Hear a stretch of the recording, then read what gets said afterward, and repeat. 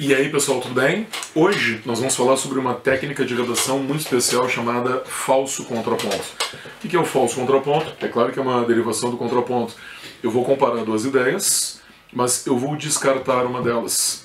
Nós usamos o falso contraponto, sobretudo, para nos colocarmos contrários a ideias do senso comum. Sobretudo aquelas ideias em que, embora a maioria da população concorde, nós não vamos concordar. Detalhe importante do falso contraponto. Ela é uma técnica que pode ser aplicada em qualquer redação, um pouco menos no Enem, na URG sobretudo, nas redações privadas também, mas para aplicá-la a gente tem que ter muita clareza, muita segurança do ponto de vista que a gente quer ou defender ou atacar. Para isso, eu vou usar o tema da semana, redução da maioridade penal, correto? A gente vai escolher uma posição firme, ou a favor ou contra a redução da maioridade penal, e construir a ideia do falso contraponto em cima, então, dessa pergunta. A gente é contra ou a favor a redução da maioridade penal? Quando eu faço enquetes nas redes sociais, por exemplo, fiz um stories aí sobre isso semana passada, a galera se coloca majoritariamente a favor da redução da maioridade. As estatísticas mostram, por exemplo, no Brasil, a última pesquisa do Datafolha, Instituto de Pesquisa da Folha de São Paulo, que 87% da população brasileira é favorável à redução da maioridade penal. Se a pergunta for essa, é aí que eu vou colocar o falso contraponto. Eu, particularmente, sou contra a redução da maioridade penal. Eu sou amplamente a favor da punição dos bandidos, sejam eles maiores ou menores de idade. Mas eu acho que a redução da maioridade penal não vai ser uma solução. Essa é a situação típica do falso contraponto. Existe um senso comum, entendeu? Todo mundo olha para a redução da maioridade penal como uma solução da criminalidade. E eu vou mostrar que a solução é outra, que nós precisamos de uma solução, mas não vai ser via a redução. Então, vamos fazer esse raciocínio em 4 partes, que vão ser a introdução, o desenvolvimento 1, o desenvolvimento 2 e a conclusão. O que eu vou dizer na introdução? Primeiro, eu vou justificar o senso comum. Eu acho que é absolutamente natural que as pessoas se coloquem a favor da redução da maioridade penal, natural. Não estou dizendo que é justo, nem coerente.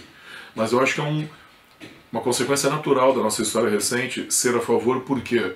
Porque, evidentemente, o Brasil sofre um surto de criminalidade. Já falamos sobre isso na redução do sistema, na redação do sistema presidial.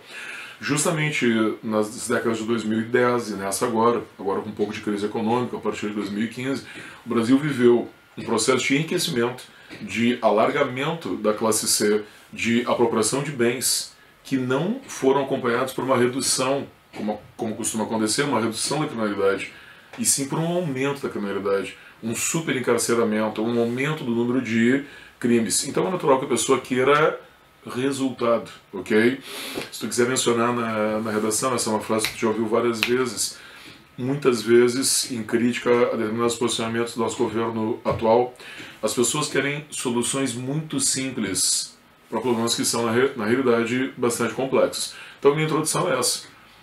A postura a favor da redução da maioridade penal é uma postura natural face ao aumento da criminalidade. Agora, vamos para o D1, tá? É no D1 que eu vou criar a ideia do falso contraponto. Como é que é essa situação? Eu vou usar expressões do futuro do pretérito, expressões de relativização, dizendo assim, que a maioria da população acredita que a redução da maioridade penal reduziria a criminalidade, eliminaria a criminalidade. Por que eu uso, pessoal, no D1 do falso contraponto, o futuro do pretérito?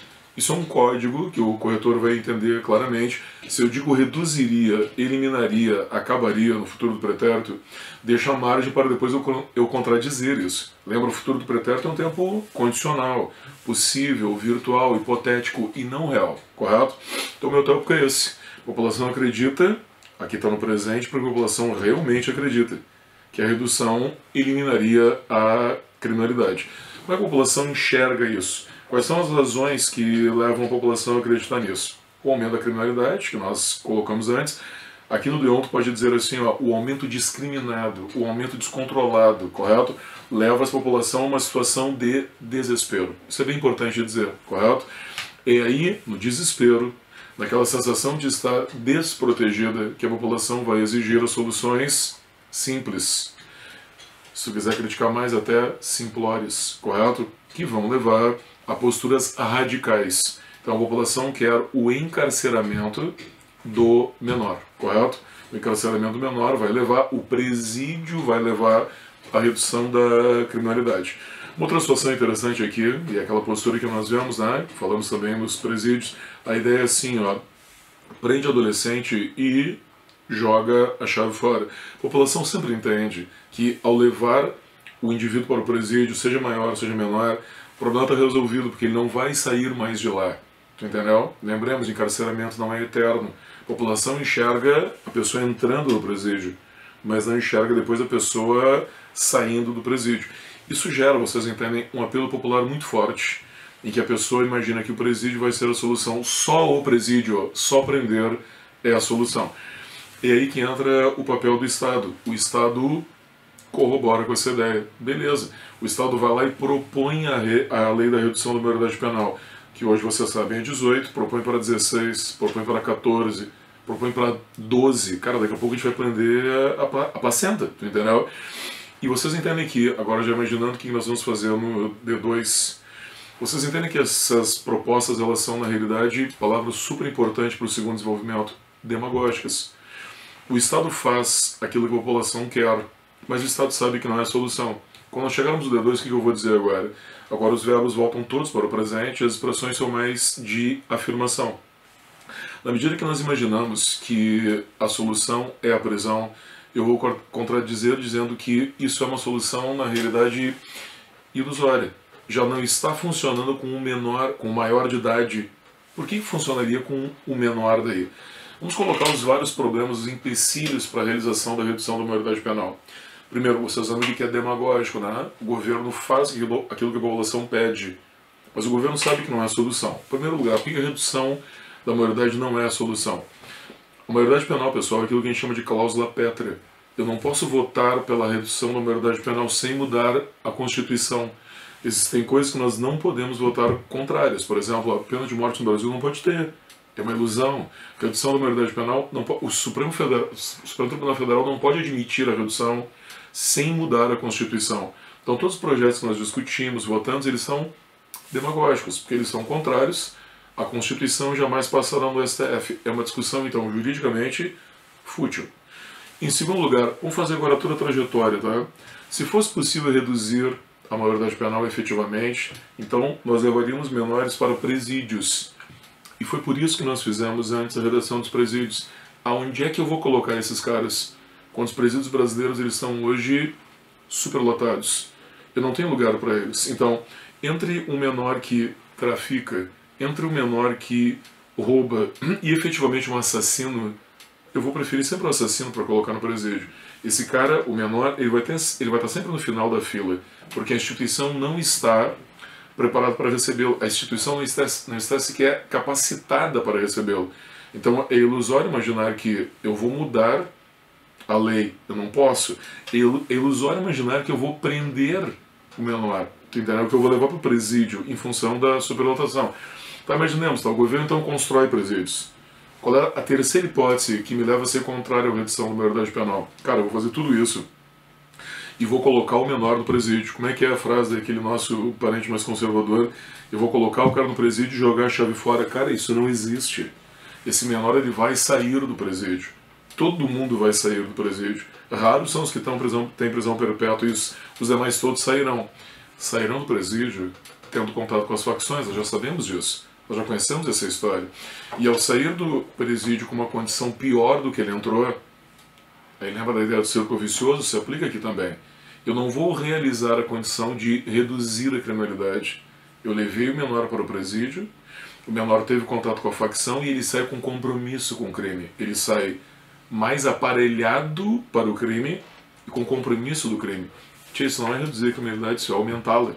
Aí tu já está exasperado pensando assim, qual é a solução? Cara, a solução ela não é simplesmente reduzir a criminalidade. Chegamos aí, reduzir a maioridade penal, perdão.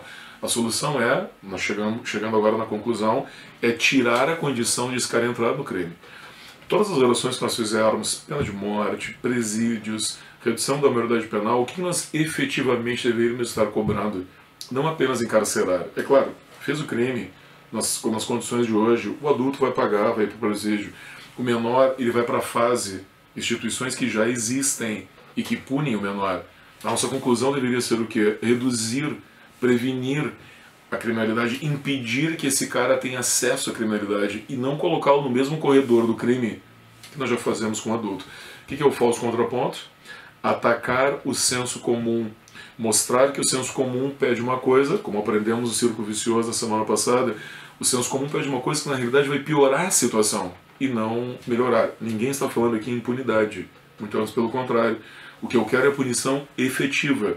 Ou, se isso não for possível, impedir o jovem de chegar no crime, reinseri-lo socialmente e aí sim evitar a criminalidade. Vou te dar algumas dicas sobre a questão da redução da maioridade penal. Essa é uma questão que se discute no Brasil desde sempre, tá? E talvez a imagem literária mais antiga que nós tenhamos do menor no crime no Brasil seja Capitães de Areia, do Jorge Amado, leitura muito antiga. E é claro que isso não fez o resuminho é suficiente, e uma menção do livro na redação, seja no formato do Enem, seja no formato da URGS, é bem positiva. E se tu quiser uma coisa mais direcionada, aí muito direcionada, muito relevante, eu te sugiro um documentário chamado Memórias de uma Guerra Particular, cujas fotos tu está vendo aqui do lado. Um documentário já antigo que não trabalha a questão do menor especificamente, mas do traficante e do menor que ele alicia. Documentário que tu pode ver no YouTube, bem interessante. E a obra cinematográfica mais relacionada com o menor do crime é Falcões, Meninos do Tráfico, do MV Bill, também. Algumas fotos que tu está vendo aqui do lado. Aí é diretamente a abordagem de como o menor se cria do crime e de que efetivamente penalizá-lo não vai ser suficiente. Um lembrete importante, tá? Se quiser pesquisar um pouquinho assim, né, de como é que tu pune o menor hoje, porque isso também nós ouvimos de uma forma bizarra, né? Que o menor ele fica impune aos crimes. Não, ele não fica impune. Existe uma coisa chamada ECA, que tem esse nome horrível, né? Estatuto da Criança e do Adolescente, que rege os direitos do adolescente, mas também a punição que ele deve ter. Por isso que existe a fase, que é a área em que o adolescente cumpre as suas punições, por roubo, por extorsão, por assassinato, por sequestro, e aí definitivamente fase que aqui em Porto Alegre fica na frente do Beira-Rio, tu passa por ela várias vezes. Beleza? Falso contraponto é isso, o ataque ao senso comum. Redação muito legal de fazer, técnica muito legal de investigar. Espero as relações de vocês. Aí valeu, pessoal.